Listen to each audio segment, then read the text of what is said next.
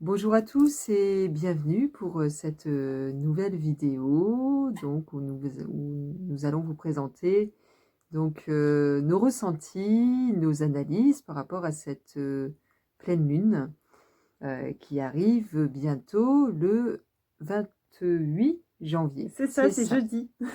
Donc, Jeudi soir. bon, on vous a laissé un certain temps pendant cette période festive où on a fait d'autres vidéos par ailleurs et où ça a bien remué, où on est dans cette nouvelle ère Verseau dont on parlait depuis un certain temps et où là il y a des éléments en effet euh, de grands changements qui se sont mis en place juste au moment des fêtes de Noël. Et où on continue sur cette évolution avec encore des choses qui nous bousculent, des choses qui nous élèvent aussi.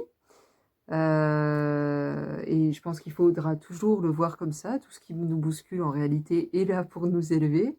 Donc ne prenons pas le chaos comme quelque chose qu'on subit, mais vraiment quelque chose qui nous amène à révéler plus de lumière.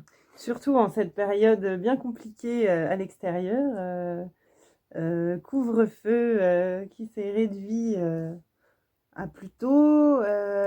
Beaucoup de... Voilà, enfin, comment est-ce qu'on va s'en sortir, nos revenus. Enfin, il y a ce facteur de stress en ce moment. Tout à fait. Hmm. Donc c'est pour ça qu'il est important d'aller voir, d'aller questionner ces énergies aussi planétaires qui sont en même temps dans l'air, hein, et comment on peut tirer le meilleur en fait, la quintessence, comment on peut aller vers aller avec les vagues en fait, aller avec l'énergie de la vague pour Et je aller vers pense un que mieux. pour rebondir sur ce que tu dis et pour introduire ce que tu vas nous expliquer à travers la carte, c'est que vraiment analyser aussi les énergies qui nous traversent, c'est nous permettre aussi de prendre du recul sur elles.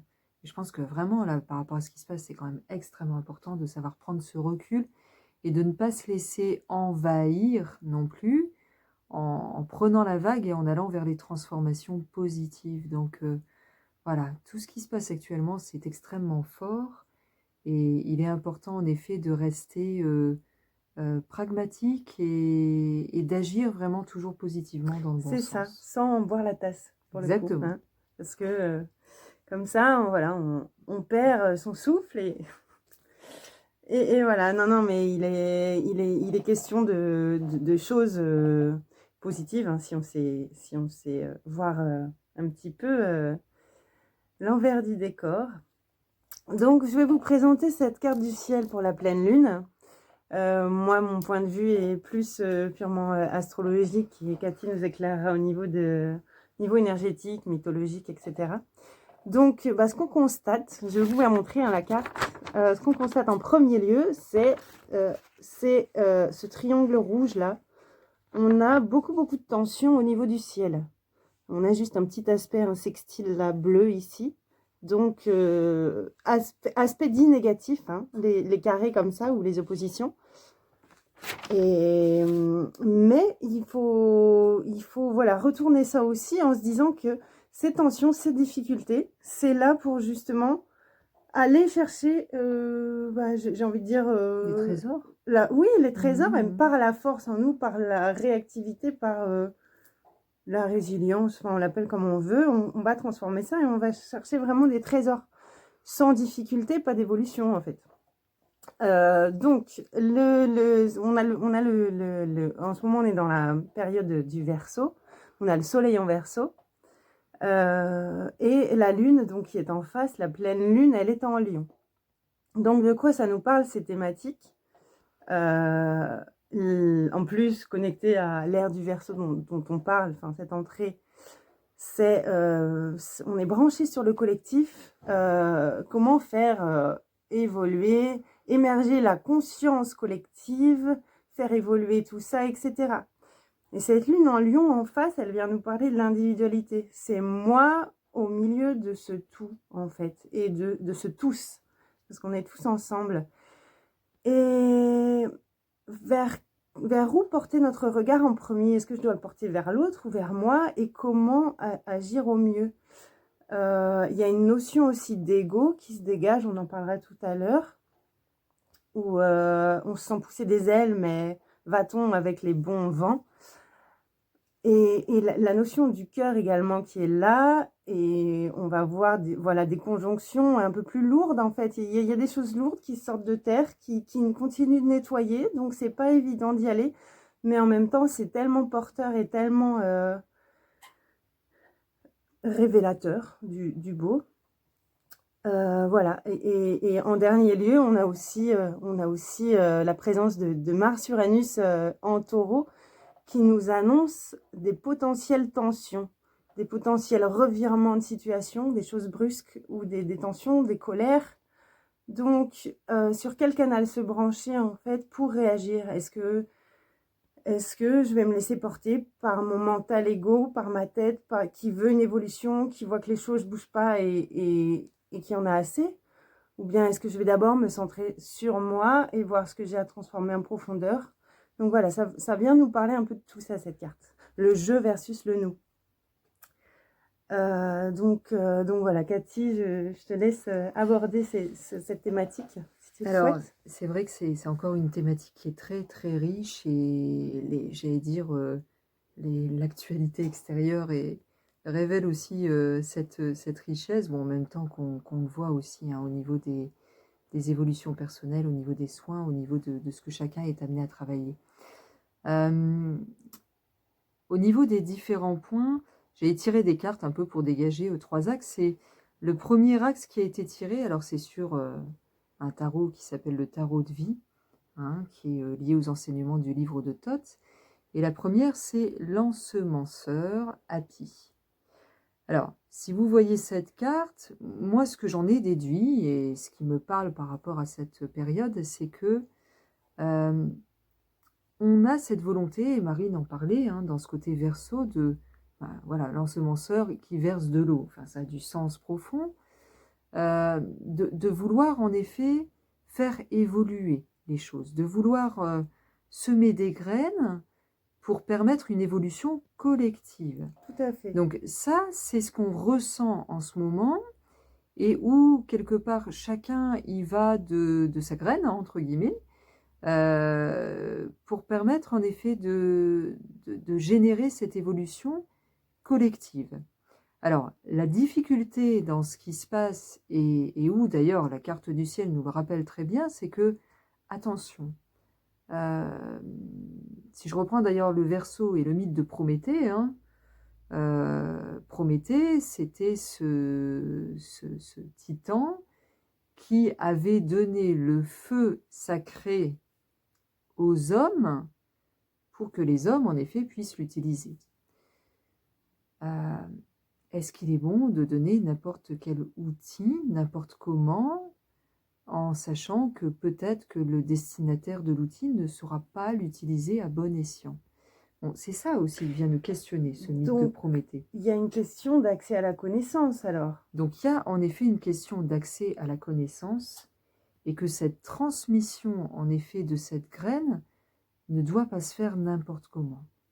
Elle ne doit pas se faire, elle doit se faire de manière désintéressée, elle doit se faire de manière humble, et elle doit se faire de manière non confrontative, c'est-à-dire ne pas vouloir forcer si l'autre n'est pas prêt à. Et c'est quelque part, c'est ce que nous montre aussi cette carte. C'est que on voit le Soleil et Jupiter hein, qui sont en Verseau, et avec en effet, tu disais, une opposition avec en Terre Mars et Uranus, hein, c'est ça? Oui, un carré, enfin une tension avec Mars et Uranus. Il est clair que le côté Jupiter, alors qui est vu d'une manière positive, mais qui peut être vu d'une manière égotique, hein, enfin Jupiter aussi d'une manière négative, c'est aussi le dictateur, hein, quelque part, hein, qui impose ses idées d'expansion. Voilà, si elle n'est pas faite en réalité avec des valeurs de cœur, si elle n'est pas faite avec une valeur profonde de cœur, et c'est ce que nous ramène à avant, hein, le côté, je prends ta carte, hein, mais le côté Pluton-Vénus dans le côté Capricorne, eh bien, on va aller en effet au conflit. En effet, en effet, là, ça nous rappelle que, bah, alors le Verseau, on est dans une énergie d'air. Donc, c'est le domaine des idées. Le Verseau, ça va très très vite. Les idées, en plus, il est porté vers le futur, donc ça fuse. On a plein d'idées à la seconde. On parle souvent avec le Verseau des évolutions technologiques. Là, il y en a qui ont dit, ah bah oui, apparition du vaccin, bah, c'est normal, on est en Verseau. Bon, et bah, justement, c'est un bon exemple, ce vaccin. Parce que est-ce qu'il a été fait profondément dans une conscience liée au cœur et dans ce qu'il y a de meilleur pour l'humain? Est-ce qu'on a eu le temps de vérifier que ça allait être positif, ok, dans tous les aspects, ce diagnostic, plutôt que de foncer tête baissée et se dire ça y est, on a trouvé des molécules qui viennent bloquer la progression du virus, c'est bon, c'est ok, on se passe de la phase de test et puis on y va. Ça va, bah c'est vraiment Verseau. Et au-delà de ça, je dirais, tu prends en effet un exemple qui est D'actualité. criant par rapport au vaccin, moi je dis toujours qu'il n'y a pas de mauvais outils, mais par contre, en effet, que chaque outil doit être utilisé en conscience et sciemment. Et tu mettais en introduction science sans conscience n'est que ruine de l'âme, qui était en effet un mot de Rabelais, alors que moi j'avais associé à Voltaire, mais peut-être qu'il a été après repris par Voltaire plus loin. Mais c'est vraiment ça, c'est que tout ce qui se passe, toutes les évolutions, quelles qu'elles soient, et quelles qu'elles soient proposées, que ce soit d'un point de vue scientifique ou qu'elles soient d'un point de vue social, économique, tout ce que vous voulez dans ce qui se passe actuellement et où voilà, on se rend compte que dans les problèmes de fond de certains systèmes amènent des évolutions. Si celles-ci ne sont pas appliquées vraiment avec le cœur, et quand je dis avec le cœur, c'est avec le discernement du cœur. Dans une conscience humaniste. Dans une conscience en effet humaniste, dans une conscience aussi qu'un outil peut très bien convenir à certains et pas à d'autres. Ça aussi, c'est la conscience en effet humaniste, c'est que il n'y a pas d'outil, il n'y a pas de vérité en réalité absolue. Il y a en effet de multiples vérités qui chacune aura en effet une résonance pour chacun, et qu'il est bon, en effet, nous sommes tous, toutes, en réalité, chacun une graine d'amour avec sa propre vibration, avec sa propre vérité, et que certaines vérités autres et certains outils vont vibrer avec nous, et d'autres ne vibreront pas, parce que justement, nous sommes tous différents. On est tous différents, effectivement. Mais tu vois ce qui me venait en parlant de cette citation, je reprends l'exemple. Tu disais, bah oui, moi je pensais que ça venait de Voltaire, or bah, j'ai découvert que ça venait de Rabelais. Rabelais, donc cet écrivain du Moyen-Âge, hein, on peut dire, qui était très une valeur terre. Enfin voilà, c'était pragmatique. On connaît de Rabelais, on connaît fort Pantagruel, et Pantagruel il disait il rôtoie et il pétoie. Enfin vraiment, on est vraiment dans l'aspect terrestre, dans la matière, etc. Voltaire, on est dans les Lumières, au XVIIe siècle, XVIIIe siècle, je ne sais plus. Mais on est vraiment dans l'essor de la pensée, et donc de la pensée, donc de la dimension air, reliée à cette lumière du solaire. Mais là, qu'est-ce que ça fait en fait, le mental et le solaire? On rentre dans quelque chose d'égotique en fait, qui est déconnecté de la valeur terre. Et ce que j'aime avec cette carte, c'est qu'on nous dit les valeurs Verseau, oui, mais vraiment connecté à la terre. Et le cœur, en ce moment, il est connecté à la terre. Voilà. Bah, c'est ça qu'il faut voir. Et donc, c'est vrai que cette première carte que je montrais, le côté ensemenceur, c'est ok, ensemencer, ok, donner ses graines de vérité. Chacun est amené à planter sa graine de vérité qui va receler des trésors. Mais ne nous trompons pas sur le fait que, ça part profondément de nous, et que ça doit partir vraiment du cœur, et avec vraiment notre vérité la plus authentique et la plus profonde. Et pas une vérité, en effet, qui veut convaincre, ou qui veut, je dirais, diriger. Ou même briller, quoi. Ou briller. Et ça, c'est vraiment ce côté Alors, j'ai beaucoup aimé dans la carte parce qu'on voit ce côté Vénus et Pluton dans le Capricorne. Alors là, on y vient. C'est Voilà. le point numéro 2. Donc oui, ce que je vous ai, qu'on n'a pas dit tout à l'heure, c'est qu'on a la formation de couples vraiment distincts dans cette carte. Donc on vous a parlé là donc du Soleil et de Jupiter donc en Verseau ici. Mais voilà, là Cathy va aborder donc le deuxième couple qui vraiment nous a sauté aux yeux, hein, c'est Vénus ici et Pluton. Bon là on voit peut-être pas bien avec la vidéo, mais ils sont vraiment conjoints côte à côte dans le signe du Capricorne. Et il y a Saturne entre deux. Et il y a Saturne entre les deux couples. Hein. Saturne, c'est la planète des limites de la structure. Il vient faire un peu le régent, quoi. Il vient faire le garde-fou. C'est trop marrant. Alors, la deuxième carte aussi que j'ai tirée, puis qui va se rapporter aussi à ça, c'est celle-ci. Et elle s'appelle Révélation. Et elle est liée aux énergies féminines et sacrées, en fait. Elle est liée, en effet, aux énergies du féminin sacré et du féminin sacré qui est amené à se révéler. Bah, on est typiquement dans la femme solaire, en fait. Et qui viennent nous révéler notre véritable nature. Voilà. Donc, ce que nous révèle cette carte, et qui est complètement associé au couple Vénus-Pluton. Au couple Vénus-Pluton, qui est amené quelque part ensuite au couple Soleil et Jupiter. C'est-à-dire que Vénus et Pluton, on pourrait les associer quelque part au côté Perséphone et Hadès, enfin Perséphone-Pluton. Hein. Oui, là on en arrive au mythe de Déméter et de Perséphone. Voilà.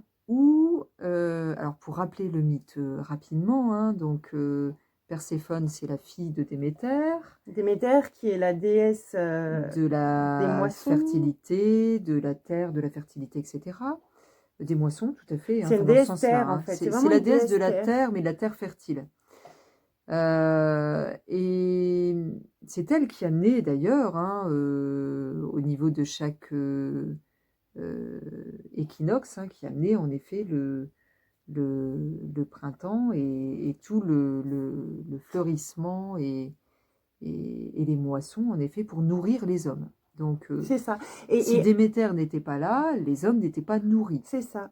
Astrologiquement parlant, on la retrouve, hein, on va en parler tout à l'heure, c'est Cérès, bon ça c'est son nom latin. Oui. Et en fait, Déméter, elle a vraiment aussi le côté maternel, comme la lune. Hein. On dit que la lune a le côté maternel, mais c'est plus dans le côté émotionnel, la lune. Alors que Déméter, elle est ancrée à la terre, en fait. C'est un peu la déesse terre de Déméter Cérès. Alors, sa fille Perséphone a été enlevée donc par Éole, qui l'a ramenée auprès de Pluton, hein, donc d'Hadès, qui est le dieu des enfers. Et donc Perséphone, dans le mythe, a été enlevée. Bon, sa mère la recherche partout, et du fait qu'elle la recherche partout et qu'elle abandonne justement la terre, bah, les hommes meurent de famine. Et donc dans le mythe, hein, Zeus intervient pour que Perséphone revienne auprès de sa mère, mais néanmoins, du fait que Perséphone a mangé de la nourriture des enfers, elle ne peut revenir totalement et va devoir passer en effet 6 mois sous terre, 6 mois sur terre. Ce qui correspond aux saisons. Dans le mythe, c'est comme ça. Ce que ça va nous révéler plus en profondeur, c'est que en réalité, Perséphone avait besoin, d'une certaine manière, de se défaire, j'allais dire, du joug maternel pour vivre sa propre vie, pour vivre sa liberté. Bon, et du fait que c'était un peu plus difficile, bah, elle a été enlevée, bon, pour aller jusqu'aux enfers, donc pour aller vraiment dans ces zones d'ombre.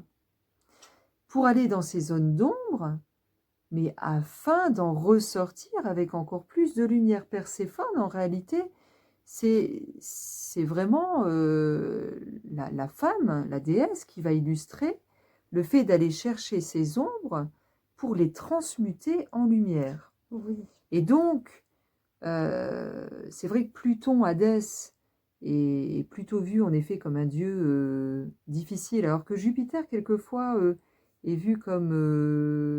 on le voit comme enfin toi tu expliquais au niveau astrologie, c'est le facteur chance, etc. C'est le côté expansion. Dieu Jupiter, alors que ça peut être l'ego aussi. C'est le dieu céleste à la base, et Hadès est le dieu traditionnellement des enfers. Et donc, Voilà. voilà, tout dépend de ce qu'on renvoie à la notion d'enfer. Mais je voulais ajouter, avant que tu continues, j'ai une vision aussi personnelle de ce rapport de Perséphone avec sa mère. Tu vas me dire si c'est OK.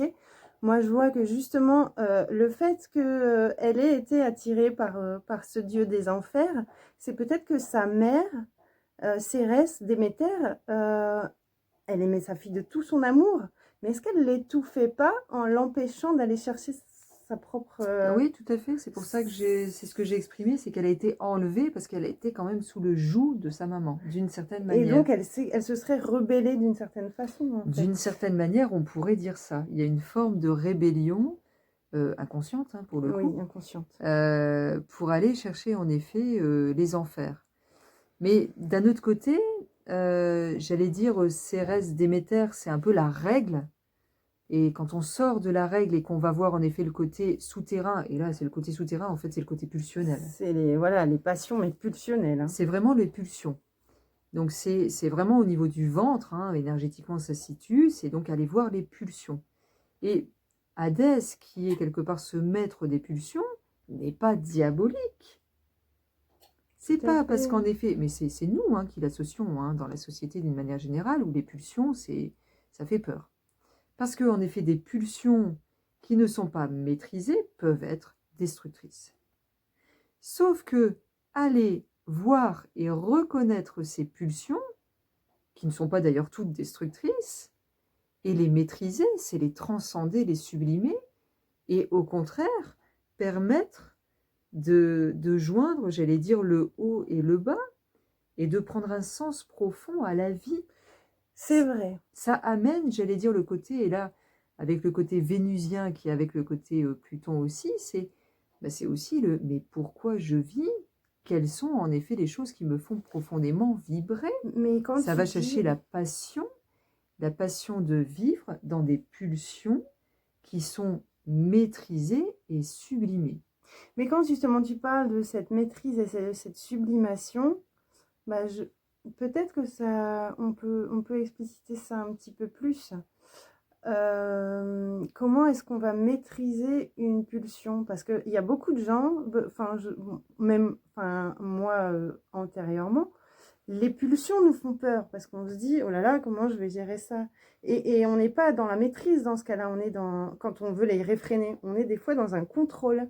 Oui. Ce qui fait qu'elle disparaît, elle ne se transforme pas en fait dans ce cas-là. Ça, il y a une distinction entre le contrôle et la maîtrise dont on peut parler. Tout à fait. Alors le contrôle, typiquement, c'est la tête. C'est le mental qui bloque. Je ne veux pas les voir parce que j'en ai peur.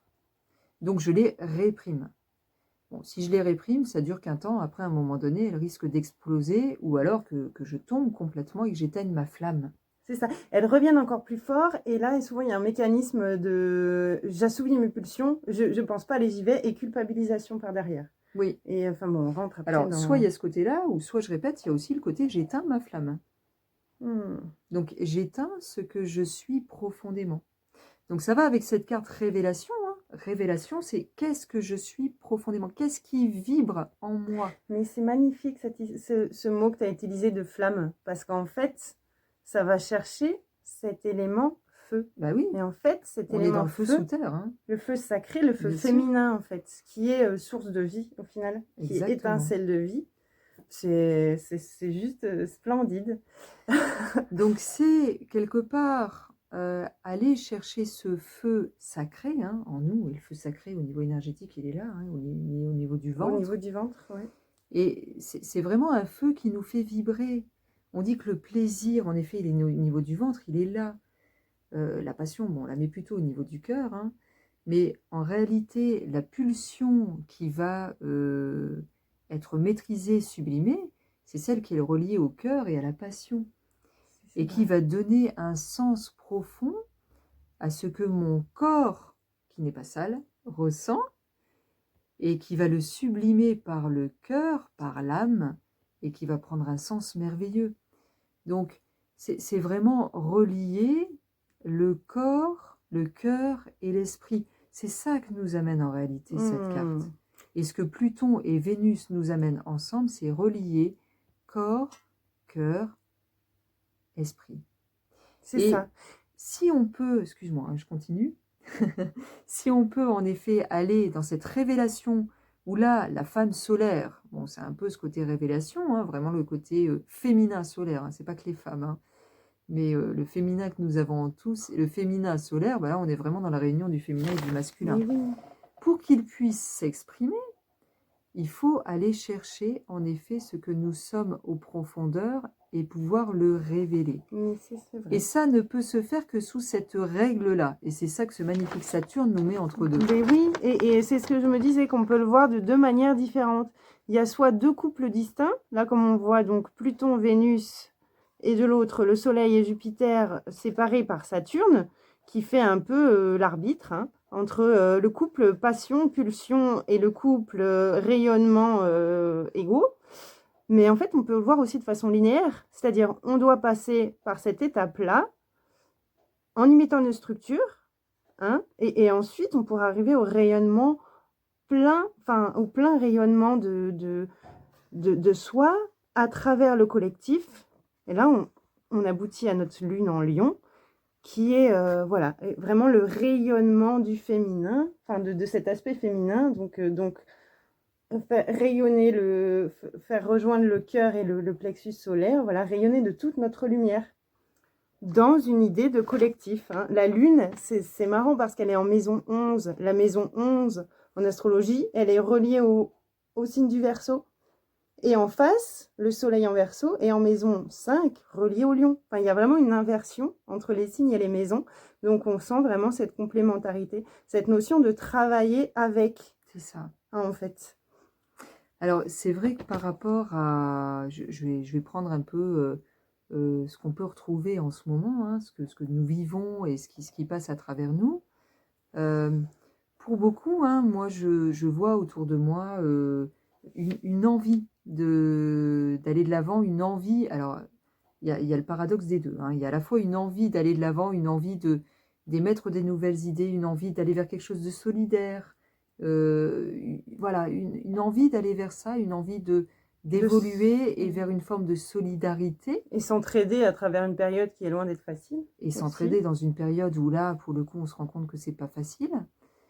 Et à la fois une morosité, on va dire, hein, une morosité où Une perte de foi, on se rend compte que là, il y a quand même beaucoup de choses en effet qui sont difficiles et qui nous empêchent de nous expanser, Jupiter, de vivre comme on voudrait l'entendre. Mais est-ce que cette phase ne nous propose pas tout simplement de nous intérioriser justement dans ce côté Pluton-Vénus, vraiment, hein, dans ce que notre corps nous dit au plus profond de nous, dans ce qui nous révèle aussi à travers notre âme, pour ensuite nous révéler dans quelque chose qui sera en effet beaucoup plus juste dans ce que nous sommes, dans notre lumière profonde en réalité. Mais oui, et puis c'est aussi, comme tu dis, s'intérioriser. C'est pas toujours glamour et sympathique, hein, c'est aussi aller voir ce qui va pas. Faut avoir le courage d'aller voir, comme on dit, ces ombres pour y amener toute la lumière, en fait. C'est vraiment ça, Pluton, faut pas le voir. Si tu vas dans le noir, si tu vas voir le noir et que tu restes dans le noir, bah, tu as toutes les chances d'être pris par les peurs, d'être pris par des bouffées d'angoisse, et voilà, ça rien n'évolue, au contraire, tu te laisses submerger. Alors que si tu amènes toute ta lumière vénusienne, hein, de cœur, et tu viens éclairer par en dessous ces ombres, et ben, tu les aides à se transformer, en fait. Énergétiquement, c'est comme ça que ça se passe. Donc pour ceux qui se sentent, entre guillemets, dans une morosité ou dans les enfers en ce moment, bah, c'est vraiment reprendre cette foi profonde dans c'est juste une étape, mais il y a un trésor à aller chercher là-dedans. Et juste y aller, lâcher prise, oui, lâcher prise. Et il y a vraiment un trésor à aller chercher et ça passe par le cœur. Et ça passe vraiment par ce cœur qui va justement nous révéler à beaucoup plus grand peut-être de ce qu'on était jusqu'à présent. Et peut-être ça aussi, comment, si on est dans la morosité, comment est-ce que je vais chercher mon cœur et tout, bah, est-ce qu'on peut trouver certaines activités, certaines choses ou certaines personnes qui nous amènent du plaisir, bien sûr, qui nous amènent ce côté joie, tu sais, ce côté pétillant, parce que c'est ça, c'est la, comment on appelle ça, pas la gasoline, mais c'est le carburant du cœur, en fait, ce côté joie Tout aussi, à fait. contre l'amorosité. Alors, autre point par rapport à cette deuxième carte ou... Eh bien, oui, ce sera notre dernier point. Mais est-ce qu'on a parlé déjà de la planète, autre couple qu'on avait vu, qui est Mars et Uranus ici en Taureau? Ouais, on en a parlé, mais pas longtemps. On peut l'a peut-être en reparler. effleuré, voilà. Et en fait, on voyait, regardez, que Mars, donc c'est la planète de l'action. C'est une planète assez rapide qui est en Taureau, qui pour le coup est un signe plutôt lent, plutôt d'habitude, de sécurité. Donc voilà, le Taureau, il n'agit pas forcément rapidement. Mais quand il s'énerve, ça chauffe, par contre. Uranus aussi est en Taureau. Et alors, Uranus en Taureau, c'est la planète qui va marquer 2021. C'est une planète dite lente qui marque le collectif.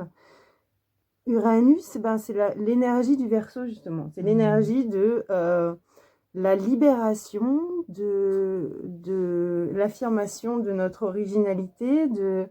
Donc voilà, la conjonction des deux en Taureau, ça peut faire des étincelles.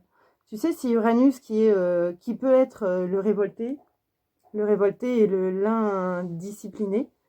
On peut, enfin voilà, si on a un coup de tête uranien, on peut agir sur un coup de tête et voilà, tout renverser.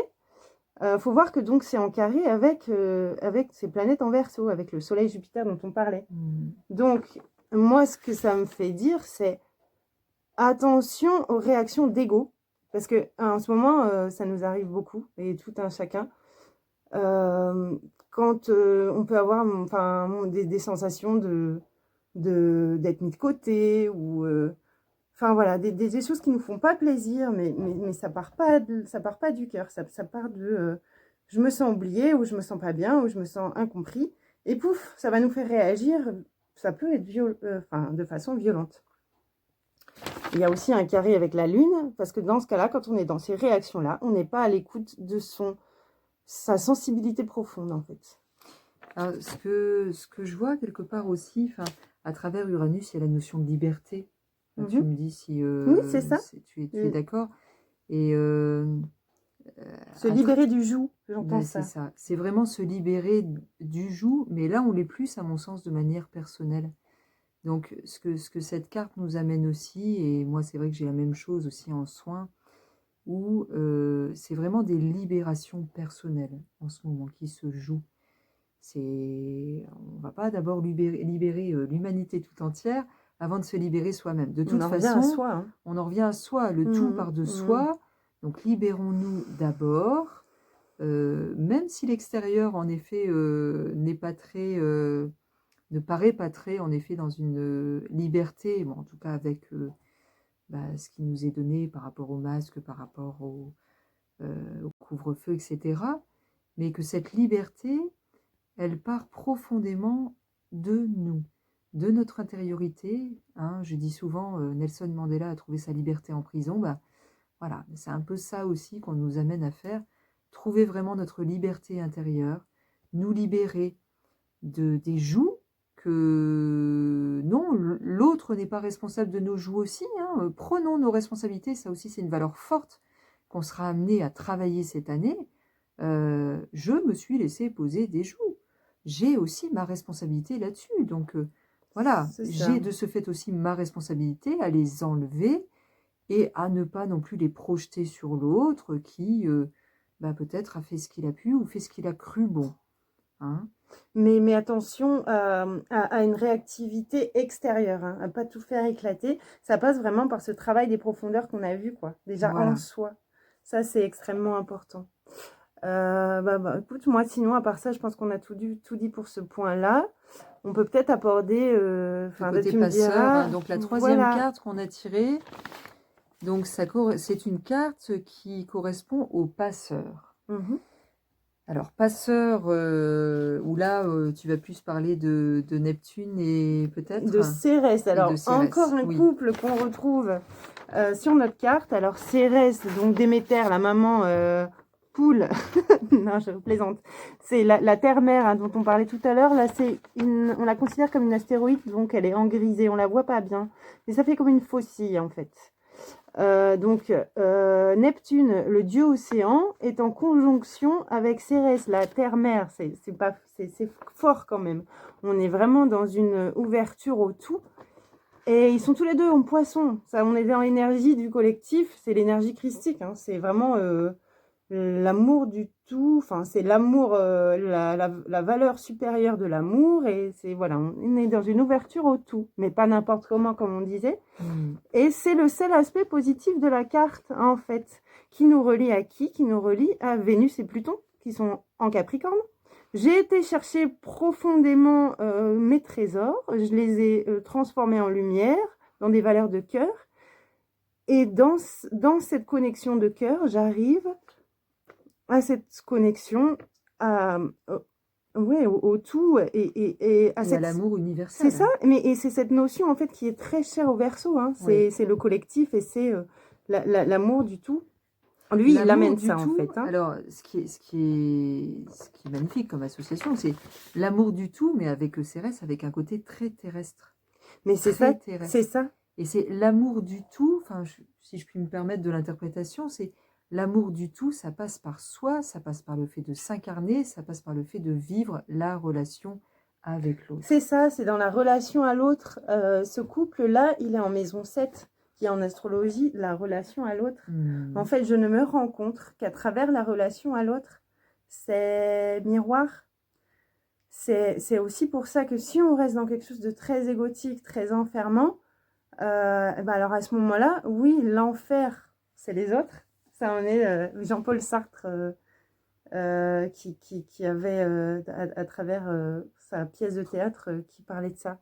Mais là, on est vraiment dans la libération de cette vision d'enfer. Parce qu'en fait, Hadès, on le voit complètement d'un autre œil.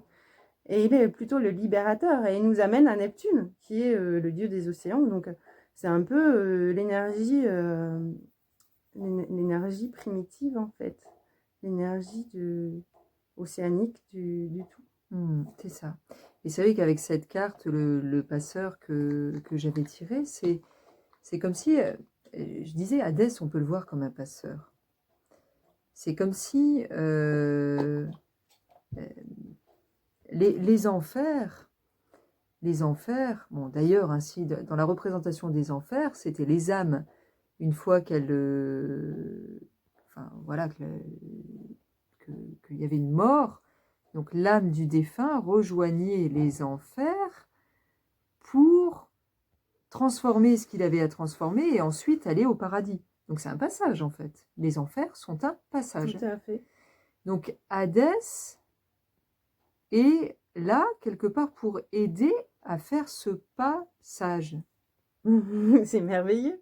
Et ce passage vers l'amour du tout à travers l'autre.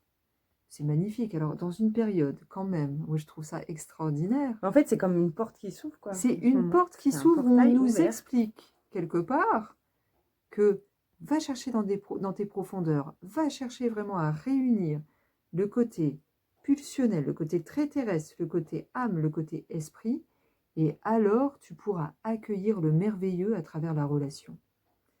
Donc, le grandiose, oui. C'est ça. Et c'est ce qu'on essaye de nous exprimer à travers tout ça. Et alors, paradoxalement, dans une période où on essaie de nous couper de toutes les relations et de tous les liens, que l'essentiel sur Terre, c'est le lien, et que l'amour, dans tout le magnifique, il se vit avec l'autre. C'est ça. Pas à travers l'autre, hein, à partager avec l'autre, à partir de soi et à partager avec l'autre. Et c'est vraiment, tiens, l'ouverture d'autres plans de conscience, en fait. Exactement. C'est ce que nous amène l'ouverture d'esprit Verseau, au final. Mais voilà, attention peut-être que ce mot spiritualité peut faire peur à certains, mais bon, j'ai envie de dire attention de ne pas se tromper de spiritualité. Oui. On est vraiment là pour être dans une spiritualité incarnée, oui. Et c'est manifester le divin à travers soi, en fait. Et c'est vraiment en humilité. Hein. Être Dieu, c'est pas être le Saint-Père qui veille au-dessus de tout le monde. C'est vraiment à travers tout un chacun.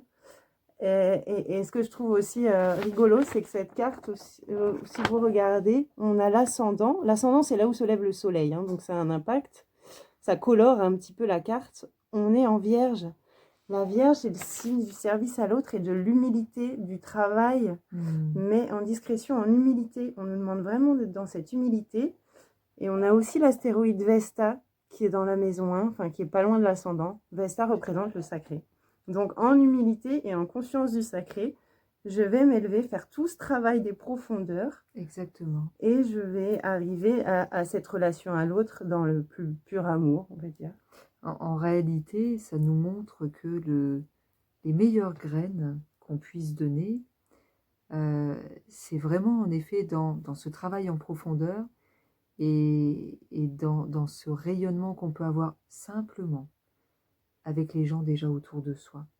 Et ça, c'est déjà énorme. Ouais, c'est ça. Et là où on nous demande de briser, on va dire, certains liens, bah là, à travers la carte du ciel, on nous demande de créer des liens. C'est ça. Et que, en réalité, peut-être que cette voie évolutionnaire qu'on attend, elle passe par le lien. Par le lien et du à côté de moi, hein, pas à l'autre bout de la terre. Non, en fait, tout c'est à vraiment. Elle passe par le lien et, comme tu l'as dit très justement, en effet, ne confondons pas spiritualité avec voilà, je m'évade là-haut et tout est magnifique et je ne vois pas ce qu'il y a sur Terre. Non, la spiritualité, en réalité, elle est en soi, elle est très terrestre et que la lumière, elle est en chacun de nous et qu'on est tous amenés, en effet, chacun, à amener notre graine de lumière et à la partager les uns avec les autres pour justement amener une... Bon, là, c'est le côté idéaliste qui parle un peu en moi, mais amener une civilisation qui sera basée plus sur l'amour et sur l'humain, ouais, et sur l'humain. Ah, mais c'est clair que c'est ça qu'on oublie. En fait, en ce moment, de nos jours, on marche sur la tête dans plein de domaines, mais parce que l'humain, il a disparu. Voilà. Et penser que cette évolution verso, ça va vers les avancées scientifiques, moi, je doute. Parce que pas n'importe comment. Voilà. Pas n'importe comment. Mais ce qu'il ne faut pas surtout oublier aussi, c'est d'introduire une graine de légèreté, de ne pas trop non plus se prendre au sérieux. C'est-à-dire dans ce but d'évoluer vers l'humain et tout, voilà, en légèreté aussi, hein, parce que ça fait du bien important. au quotidien. Voilà. Donc que dire de plus? On a déjà dit beaucoup de choses. Oui. Non, mais moi je suis super contente parce qu'en fait cette pleine lune est super riche et je pense qu'on en a bien fait tout le tour et j'espère que ça vous aura parlé comme ça nous parle à nous et que voilà que vous adhérez à certaines notions qui ont été abordées ici. Et voilà, donc au plaisir de vous retrouver à travers aussi nos ateliers. On fait justement un atelier avec des méditations mardi par Skype concernant la pleine lune, c'est au soir. Donc que ce soit cet atelier-là ou ceux qui suivront, parce qu'on fait régulièrement nouvelle lune ou pleine lune. Et on a décidé, en cette période un peu compliquée, d'instaurer une séance découverte, c'est-à-dire d'offrir la séance pour les personnes qui souhaitent tester, qui ne sont jamais venues. Donc n'hésitez pas à nous retrouver, à nous contacter par nos emails. On va mettre nos liens d'email sous la vidéo. Et en tout cas, ce sera un plaisir de partager avec vous toutes ces belles choses. Sur ce... Eh bien, merci Marine, merci à Cathy. tous. Et une bonne soirée. Et une très belle soirée et une très belle pleine lune.